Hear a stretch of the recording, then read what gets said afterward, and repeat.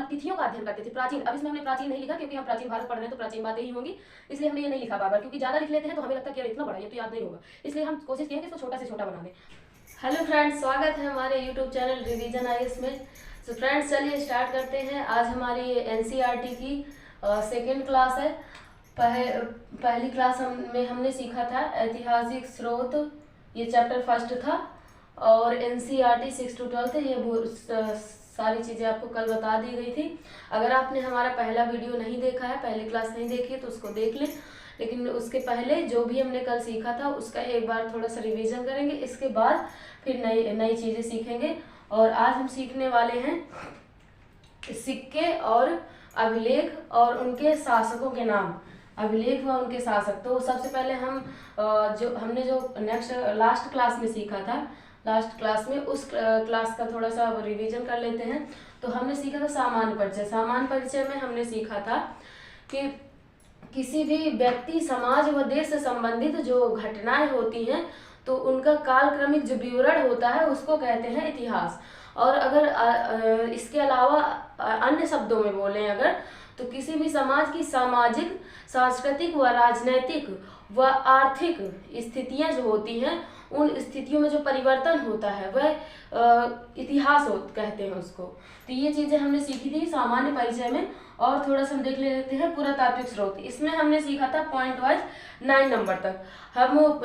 हमारी आदत है कि हम जो भी रिवीजन करते हैं, याद करते हैं जो भी चीज़ें, तो उसको पॉइंट वाइज कर लेते हैं। तो इससे क्या होता है कि कोई भी चीज़ें छूटती नहीं है, हमें याद रहता है कि क्या क्या हम पढ़ चुके हैं और क्या क्या अभी पढ़ना है, मतलब क्या क्या हम रिकॉल कर पा रहे हैं जो भी हमने सीखा था।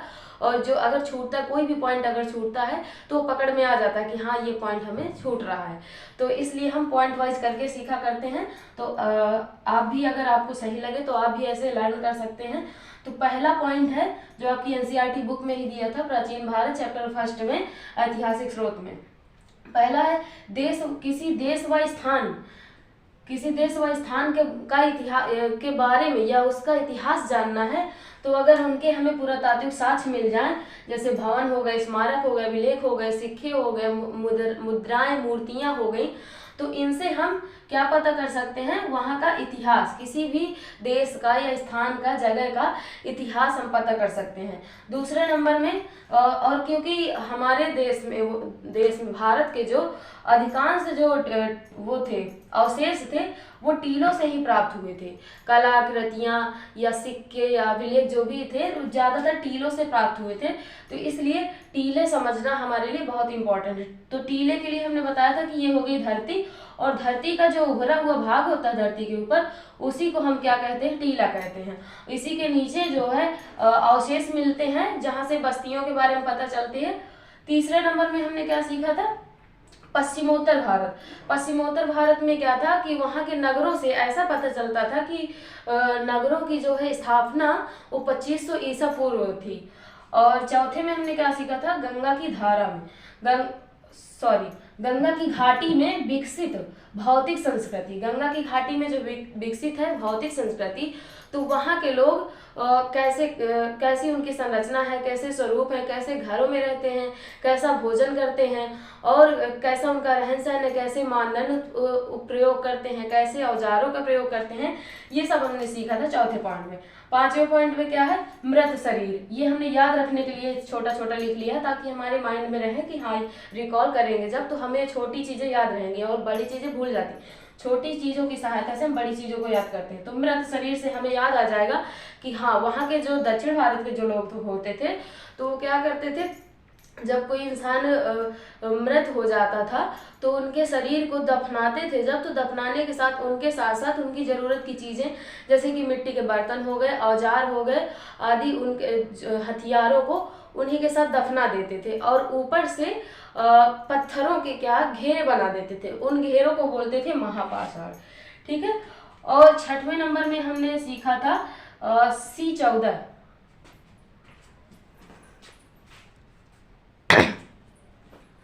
छठवें नंबर में C14 सीखा था। C14 में क्या था कि ये हम याद करने की ट्रिक है, एक रख लिए कि C14 से हमें याद आ जाएगा कि ये क्या होती है, कार्बन डेटिंग विधि होती है। इस विधि के द्वारा क्या होता है कि किसी भी वस्तु के समय का निर्धारण कर सकते हैं कि वो किस समय से है। ठीक है, समय का निर्धारण हम C14 से करते हैं। फिर इसके बाद ये 7वां है राजस्थान और कश्मीर, ये हमने लिख लिया था 7000 से 6000 ईसा पूर्व। ठीक, तो राजस्थान और कश्मीर के बीच 6000 7000 और 6000 तो लिख लिया, लेकिन क्या था इसमें, इसमें क्या था कि वहाँ की कश्मीर और राजस्थान की कृषि प्रचलन लगभग कितने से 7000 से 6000 ईसा पूर्व तक माना जाता था। फिर 8वें पॉइंट में हमने पौधों के बारे में सीखा था। पौधों में जो पराग होते हैं उनके परागों का परीक्षण करके वहाँ की जलवायु वह वनस्पति का पता लगाते थे, वनस्पति का इतिहास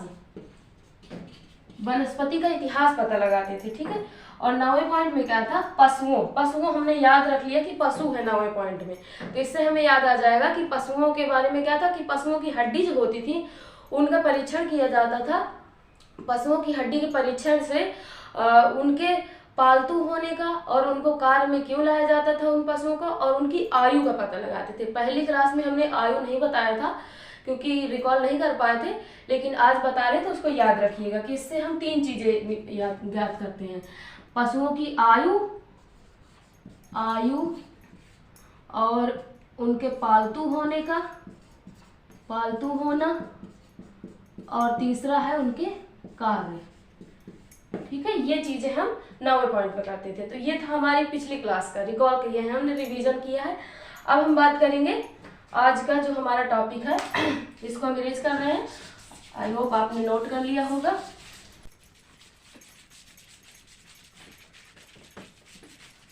दोस्तों, आप वीडियो में लास्ट तक बने रहिएगा, आपको कुछ न कुछ जरूर सीखने को मिलेगा और इससे आपको याद करने की ट्रिक जरूर सीखने को मिल जाएगी, क्योंकि जैसे हम याद करते हैं वैसे ही अगर आपको सही लगे तो आप भी ऐसे याद कर सकते हैं। ऐसे क्या है कि ज़्यादा टाइम तक हमें याद रहता है, भूलता नहीं है, क्योंकि हम जो मान लीजिए इसी को हमने लाइन बाय लाइन लिख दिया होता तो वो चीज़ें आपको पढ़ने में भूल जाती है और बड़ी लगती है। हमने इसको छोटा छोटा करके कर दिया था तो इसलिए वो याद रह गई हमें चीज़ें।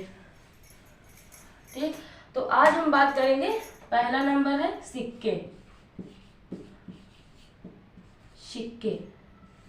दूसरा है अभिलेख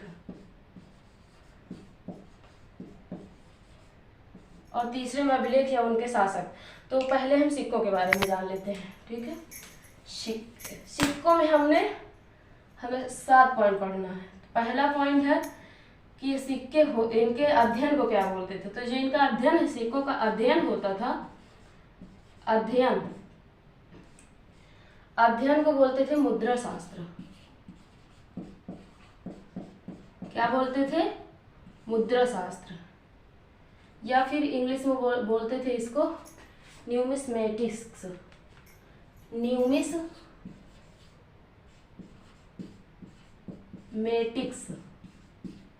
बोलते थे इनके अध्ययन को।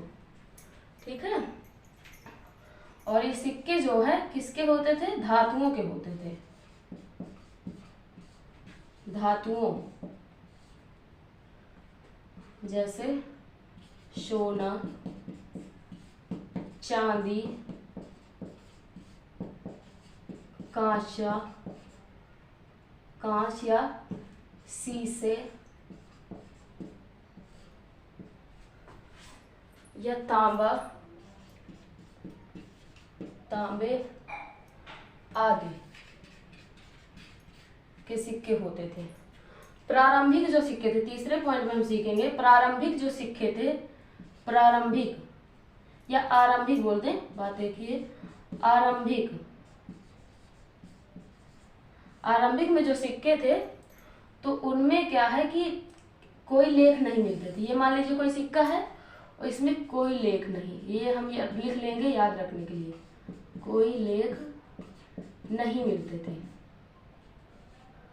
आरंभिक जो सिक्के थे। बाद में कुछ समय बाद फिर क्या हुआ, यही सिक्के हैं और इनमें क्या होता था,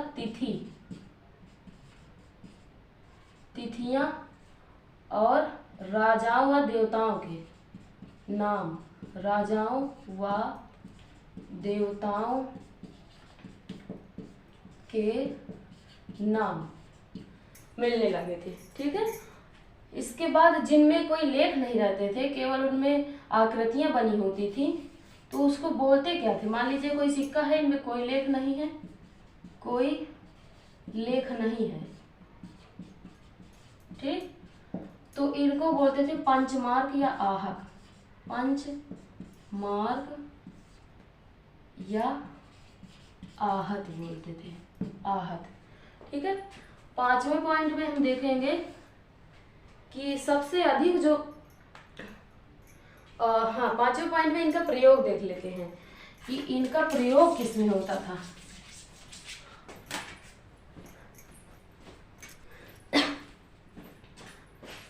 तो फ्रेंड्स, चौथे नंबर में हमने क्या सीखा कि जब कोई सिक्का, उसमें कोई लेख नहीं होते थे, कोई तिथि नहीं, कोई देवी देवताओं के नाम नहीं होते थे, तो उसको हम बोलते क्या थे, उसको बोलते थे पंचमार्क या आहत बोलते थे उन सिक्कों को। 5वें नंबर में हम सीखेंगे कि इनका प्रयोग कहाँ होता था इन सिक्कों का। तो प्रयोग जो है, प्रयोग इनका होता था खरीदारी में, खरीदारी में, वेतन भत्ता में, वेतन में, और दान दक्षिणा में, वेतन में और दान दक्षिणा में इनका प्रयोग होता था। ठीक है, और 6वें नंबर में सीखेंगे हम, 6वें नंबर में क्या पता चला सिक्कों से कि ये जो है सिक्के सबसे अधिक, सर्वाधिक, इनमें हम अधिक सिक्के बना देंगे तो हमें याद रहेगा कि सर्वाधिक है, इसका मतलब सर्वाधिक, सर्वाधिक सिक्के जो थे, सिक्के वो मौर्योत्तर काल के थे, मौर्योत्तर काल के थे सर्वाधिक सिक्के। और ये किसके थे, तांबा, शीशे, सोना, चांदी, और एक भूल रहा है, पोटीन, पोटीन और कांसे, पोटीन और कांसे के थे, कांसे के थे ये सिक्के सर्वाधिक। इसके बाद 7वां नंबर जो कि लास्ट पॉइंट है, इस पॉइंट में हमने क्या इसमें नोट बनाया है, सर्वाधिक सिक्के, सर्वाधिक मतलब अधिक सिक्के बना देंगे, ये सिक्के हैं सर्वाधिक, सर्वाधिक तो है लेकिन सोने के, सोने के सिक्के जो थे गुप्त शासकों ने जारी किए, गुप्त शासकों ने। और सर्वाधिक शुद्ध सोने के, शुद्ध सोने की अगर बात करें, ये तो हो गए सोने के, शुद्ध सोने के किए थे कुषाण शासकों ने, कुषाण शासकों ने। ठीक है, और तीसरा नंबर में क्या है, शीशे के, शीशे के सिक्के सातवाहन के शासकों ने, सातवाहन के शासकों ने किए थे, सातवाहन के शासकों ने किए थे। तो ये थी जानकारी सिक्कों के बारे में। और दोस्तों, आशा करते हैं कि आपको इस वीडियो को देखने के बाद आपको कभी सिक्कों के बारे में और कहीं से पढ़ने की जरूरत नहीं पड़ेगी। आपको इसी वीडियो में हमने 7 पॉइंट है इसके पॉइंट याद रखिएगा, ये मोस्ट इंपॉर्टेंट है, आपको ज़्यादा टाइम तक याद रखिएगा और रिकॉल करने का। जब आप इनको रिकॉल करेंगे तो आपको याद रहेगा कि इसमें 7 पॉइंट थे। 7 पॉइंट, पहला पॉइंट क्या था, अध्ययन, अध्ययन में इनका मुद्रा शास्त्र होता है, धातुओं के बने होते हैं, चांदी, सोना, कांसे और शीशे, तांबे आदि के। आरंभिक में इनमें कोई लेख नहीं थे, बाद में इनमें राजाओं के और देवताओं के नाम, तिथियां आने लगी। इसके बाद जिसमें कोई लेख नहीं होता है उसको पंचमार्क या आहत बोलते हैं। 5वें नंबर में प्रयोग इनका कहाँ होता है, खरीदारी, वेतन, दान दक्षिणा में। 6वें नंबर की बात करें तो सर्वाधिक सिक्के जो थे वो मौर्योत्तर काल के थे, तांबा, शीशे, सोना, चांदी और प्रोटीन कांसे के थे ये। 7वें नंबर में सर्वाधिक सिक्के जो थे सोने के सिक्के गुप्त शासकों ने, शुद्ध सोने के सिक्के कुषाण शासकों ने जारी किए। और शीशे के सिक्के सातवाहन शासकों ने जारी किए। तो आशा करते हैं कि आपको सिक्कों के बारे में ये जानकारी आपको याद हो गई होगी, क्योंकि इसी वीडियो में यहीं के यहीं आपको याद करना है, क्योंकि इसीलिए इस चैनल का नाम रिवीजन IAS रखा गया है कि जो भी चीज़ें हम सीखेंगे उसको इसी वीडियो में सीखेंगे और याद करेंगे, ताकि हमें दोबारा याद ना करना पड़े। और ये याद रखने की ट्रिक है, आप इस ट्रिक को अपनाना चाहें तो कर सकते हैं। हम इसी ट्रिक से याद करते हैं। जब छोटी छोटी चीज़ों जो बड़ी लाइन में लिखी होती है उसको हम छोटी चीज़ में याद रखने के लिए कर लेते हैं। जैसे इसमें सर्वाधिक के लिए हमने अधिक सिक्के बना दिया अपने से, इसमें भी सर्वाधिक के लिए अधिक सिक्के बना दिए, इसमें सिक्के कोई लेख नहीं। इससे हमें याद रहेगा कि हाँ, जो सिक्के थे जिनमें कोई लेख नहीं रहता था उनको पंचमाग या आहत बोलते थे। तो ऐसे आप भी याद कर सकते हैं। अब हम बात करेंगे अभिलेख।